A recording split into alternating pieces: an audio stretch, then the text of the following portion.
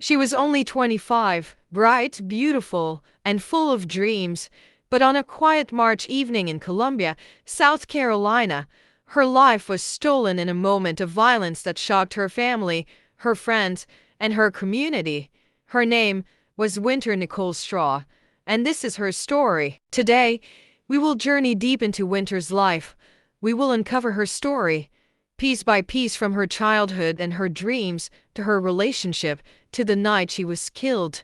But this is more than a story about crime. It is about love. It is about obsession. And it is about the deadly shadow of domestic violence. Before the tragedy, before the headlines, Wynter was just a girl. Born on July 30th, 1997, Wynter Nicole Straw grew up in Columbia, South Carolina. She was known for her laughter, her warmth, and her compassion. Friends remember her as the kind of person who could make you feel safe just by being near her. Her smile could disarm even the darkest of days. As a child, Wynter loved family gatherings, dancing, and making memories with her friends. She wasn't just alive, she was vibrant.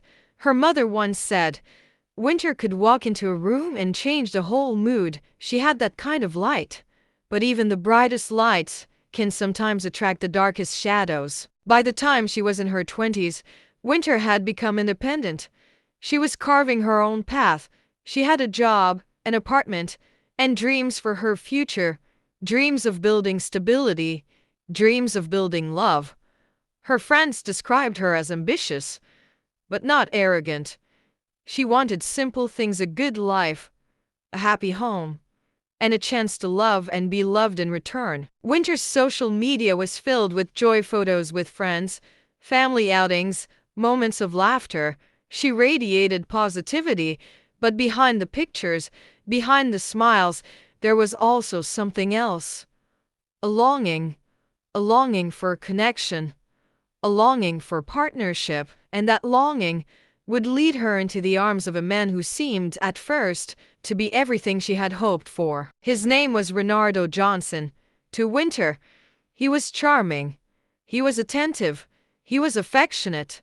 In the beginning, he made her feel seen, loved, wanted.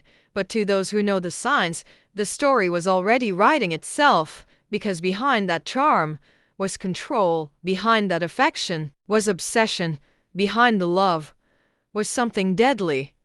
She could not have known that this man who once held her close, would one day take her life.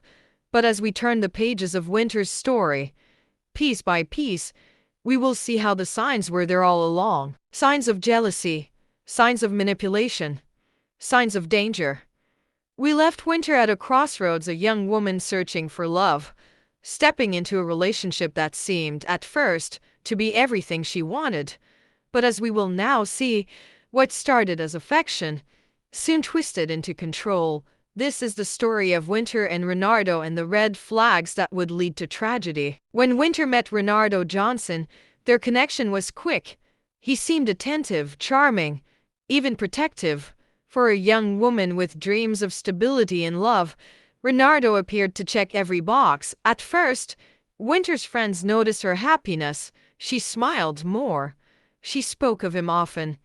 She believed she had found someone who truly cared for her, but behind every sweet word, behind every affectionate text, something else was hiding, a darkness that would soon reveal itself. Control rarely appears all at once.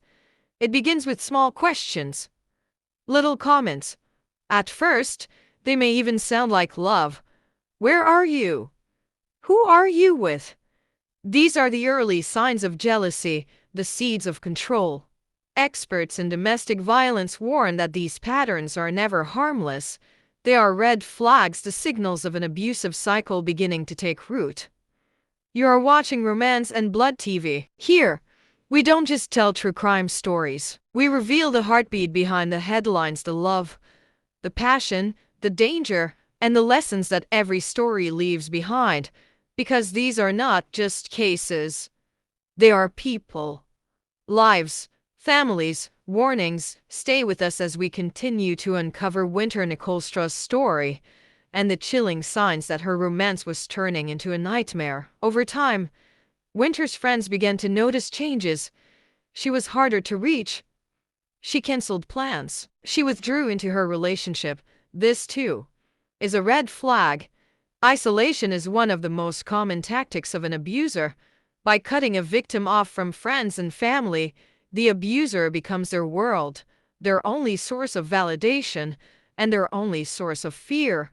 Winter's story was building toward a night no one could have predicted, but one that, in hindsight, felt inevitable. The night of March 26, 2023. For most people, it was just another night. But for Wynter Nicole Straw, it would be her last. The warning signs had been flashing for months: jealousy, control, isolation, and on this night, all of it erupted into violence. That evening, Wynter tried to go about her life as usual, but behind closed doors, the tension was rising. Reynaldo Johnson's temper had grown sharper, his accusations more frequent. Neighbors later recalled hearing voices raised, doors slamming, shadows pacing behind curtains. For Wynter, what began as a romance had now become a prison from which she would never escape. Police reports and investigations reveal what happened next. An argument exploded. Words became shouts. Shouts became threats. And then, violence. Reynaldo Johnson would later claim it was a moment of rage. But rage is not an excuse. Rage is a choice, and that choice cost Wynter her life. You are watching Romance and Blood TV. We tell these stories not to shock, but to open eyes, to remind you that behind every statistic is a soul, a dream, a name like Wynter Nicole Straw. Here, we honor her by refusing to turn away, by confronting the truth, no matter how painful. Stay with us as we uncover the aftermath of this night and the chilling reality of what Wynter endured in her final moments. When officers arrived, they found a nightmare: Wynter Nicole Straw, lifeless, her future stolen in an instant. Neighbors gathered outside in shock. Family members wept in disbelief. Reynaldo Johnson was taken into custody, but for Wynter's loved ones, there was no relief, only grief, only questions, only the unbearable reality that she was gone. The death of Wynter Nicole Straw did not end in that house. It rippled outward through her family, her friends, her community. It ignited conversations about domestic violence, about the signs too often ignored, about the people too often silenced, and it left us with a question that still haunts: how many more Wynters must there be before we truly listen? The morning after Wynter Nicole Straw's death, the headlines spread like wildfire. But behind those headlines was a family shattered. And in a courtroom, justice waited. Reynaldo Johnson was arrested and charged. The evidence was clear: bruises, broken objects, witness testimonies. In court, he tried to explain it as an accident, a crime of passion, but prosecutors painted the truth: a cycle of abuse that ended in murder. Family members of Wynter filled the courtroom, clutching photos, crying silently, demanding answers that would never come. And when the verdict was read, justice spoke: Wynter's family will never hear her laugh again, never see her walk through the door, never watch her live out the dreams she once spoke of. Her mother once said, "Every morning I wake up, I expect to hear her voice, but the silence reminds me she's gone." Her children, her siblings, her friends, all live with an absence that cannot be filled. That is the true sentence of domestic violence. It punishes not just the victim, but everyone who loved them. You are watching Romance and Blood TV. We do not tell these stories to sensationalize.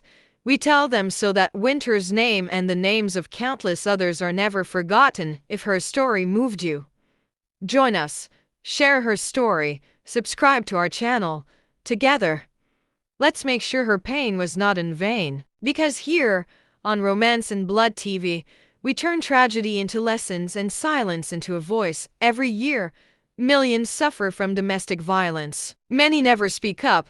Many are silenced before anyone even knows their name. Here are the signs: isolation when they cut you off from family and friends, control when they decide what you wear, where you go, who you see, Jealousy when every smile, every text, every call becomes a crime in their eyes. Escalation when arguments turn physical.